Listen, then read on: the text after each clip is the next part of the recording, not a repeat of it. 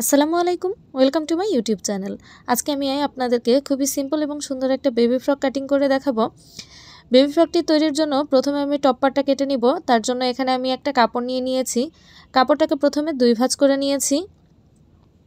কাপড়টাকে এভাবে করে প্রথমে আমি 2 ভাঁজ করে নিলাম। কাপড়টার লম্বা নিয়ে নিয়েছি 11.5 ইঞ্চি।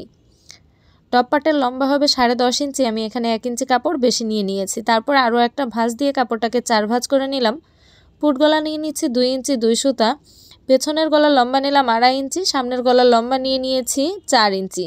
এখন এই দাগগুলোকে মিলিয়ে নিয়ে সামনের গলা পেছনের গলা গোল গলা এঁকে নিব।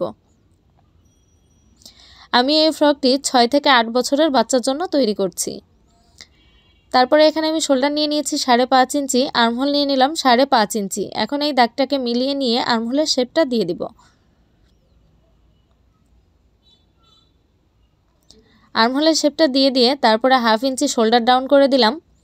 বডি নিয়ে নিচ্ছি 6.5 ইঞ্চি। বডি নিয়ে নিচ্ছি 6 ইঞ্চি।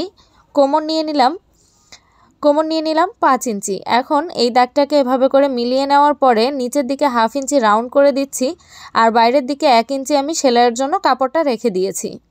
সব কিছুই দাগ বরাবর কেটে নিচ্ছি। সামনের গলা বাদ রেখে সব কিছু দাগ বরাবর কেটে নিলাম। তারপরে পেছন পাটটাকে বের করে সামনের গলাটা কেটে নিচ্ছি। সামনের গলাটা কেটে নেওয়ার পরে এখানে 1/2 ইঞ্চি ভেতরের দিকে আমি তালপাতটা কেটে নিলাম। আর্মহোলে তালপাতটা কেটে নিয়েছি। এখন আমি কুচির জন্য কাপড় নিয়েছি। কাপড়টা লম্বা নিয়েছি 17 ইঞ্চি আর চওড়া নিয়ে নিয়েছি 31.5 ইঞ্চি।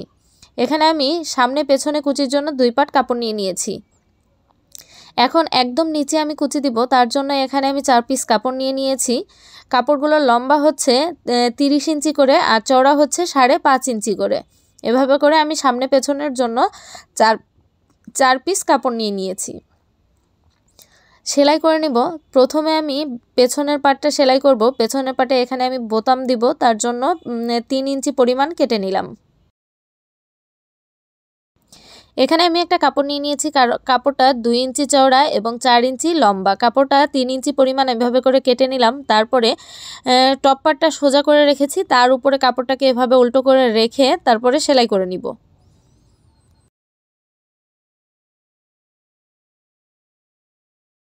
সেলাই করে নেওয়ার পরে নিচের দিকে এভাবে করে ছোট করে একটা কাট দিয়ে তারপরে কাপড়টাকে উল্টিয়ে উল্টা সাইডে এনে ভাঁজ করে সেলাই করে নিব।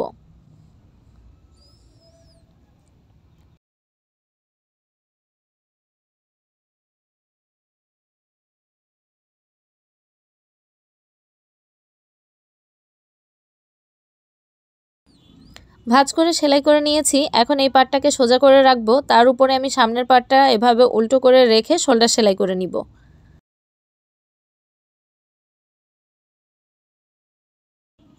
শোল্ডার সেলাই করে নিলাম। নেওয়ার পরে আমি এখানে একটা কোনাকুনি কাপড় নিয়েছি। কাপড়ের উপর দিকটা এভাবে করে ভাঁজ করলাম। তারপর আরও একটা ভাঁজ দিয়ে নিলাম।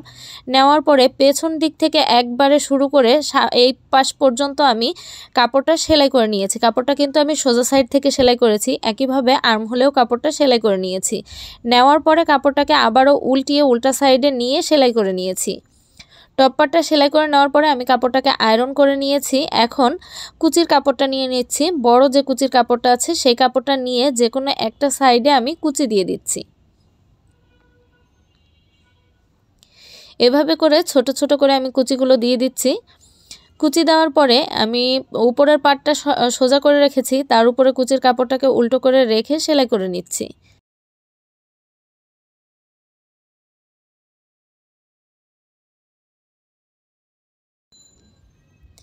কুচির কাপড়টা সেলাই করে নিলাম। আমি এখানে ডাবল সেলাই দিয়ে দিচ্ছি। একটা পার্ট এভাবে করে সেলাই করে নিয়েছি, একইভাবে 2টা পার্ট সেলাই করে নিব। তারপরে আমি নিচের কুচির কাপড়টা নিয়ে নিলাম। আমি 2টা করে 4টা কাপড় নিয়ে নিয়েছি সামনের এবং পেছনের জন্য। তাই এখন 2টা কাপড় নিয়ে এভাবে করে সেলাই করে নিব। সেলাই করে নেওয়ার পরে যে কোনো একটা সাইড থেকে এভাবে করে কুচি দিয়ে দিব।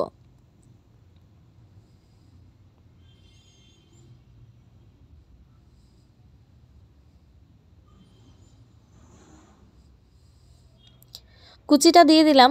দেওয়ার পরে আমি জামার কাপড়টাকে সোজা করে রেখেছি আর কুচির কাপড়টা উল্টা করে রেখে সেলাইয়ের উপর দিয়ে কিন্তু সেলাইটা করে নিচ্ছি।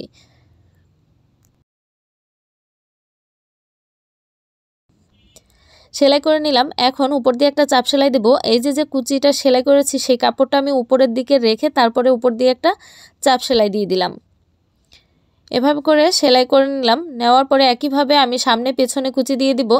কুচি দেওয়ার পরে এখন সাইড ফিটিং করে নিব। তার জন্য কাপড়টা আমি সুন্দর করে রাখলাম এবং কোমরের কাছে আমি এভাবে ফিতা দিয়ে দিব। আগে থেকে আমি ফিতাটা সেলাই করে নিয়েছি। এখন ফিতাটাকে মাঝখানে যে কুচির কাপড় আছে সেখানে রাখলাম, রেখে এখন সাইডটা আমার মাপ অনুযায়ী সেলাই দিয়ে দিব। ভিডিও সম্পর্কিত কোনো রকম কোনো প্রশ্ন থাকলে আমাকে কমেন্ট করে জানাতে ভুলবেন না। আমার ভিডিওটা যদি আপনাদের কাছে ভালো লেগে থাকে তাহলে লাইক করবেন, কমেন্ট করে জানাবেন কেমন লাগলো এবং আমার চ্যানেলটা সাবস্ক্রাইব করে পাশের বেল আইকনটি অল ক্লিক করে রাখবেন, যাতে আমি কোনো নতুন ভিডিও ছাড়ার সাথে সাথে নোটিফিকেশনটি আপনাদের কাছে পৌঁছে যায়। যারা অলরেডি আমার চ্যানেলটা সাবস্ক্রাইব করেছেন তাদেরকে জানাই অসংখ্য ধন্যবাদ। সাইড সেলাই করার পরে নিচের দিকে আমি ডাবল ভাঁজ করে সেলাই করে নিয়েছি। এই তো আমার জামাটা কিন্তু ফুললি কমপ্লিট হয়ে গেছে। আমি এখানে এই জামাটার জন্য একটা কোটি সেলাই করে নিয়েছি। জামাটা এখন যেহেতু শীতকাল, আমি জামাটা তৈরি করেছি ম্যাগি হাতার, আর ফুল হাতার কোটিটা তৈরি করে নিয়েছি। এই কোটির ভিডিওটা আমার চ্যানেলে অলরেডি দেওয়া আছে, আপনারা যদি চান তাহলে আমার চ্যানেল থেকে কোটির ভিডিওটা দেখে নিতে পারেন। আজকের জামার ভিডিওটা আপনাদের কাছে কেমন লেগেছে আমাকে কমেন্ট করে জানাবেন। আজকের মতো বিদায় নিচ্ছি। আপনারা সবাই ভালো থাকবেন, সুস্থ থাকবেন। আবার আসবো নতুন কোনো ভিডিওতে নতুন কোনো ডিজাইন নিয়ে। আসসালামু আলাইকুম, আল্লাহ হাফেজ।